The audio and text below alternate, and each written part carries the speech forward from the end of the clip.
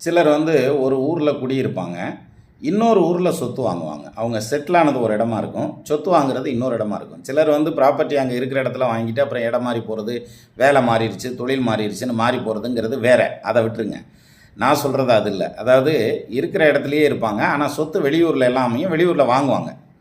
அப்போது அது மாதிரியான அமைப்பு யாருக்கு வரும் அப்படின்னாக்க, சந்திரமங்கல யோகம் அப்படின்னு ஒரு யோகம். இந்த சந்திரமங்கல யோகம் இருந்துச்சுன்னா இவங்களுக்கு சொத்து பத்துக்கள்ங்கிறது வெளியூர்லேயும் அமையும், அதன் மூலமாக வருமானமும் வரும். சரி, இந்த சந்திரமங்கல யோகம்னா என்ன, எப்படி இருக்கும் அது அப்படின்னா, சந்திரனும் செவ்வாயும் சேர்ந்துருக்கணும்.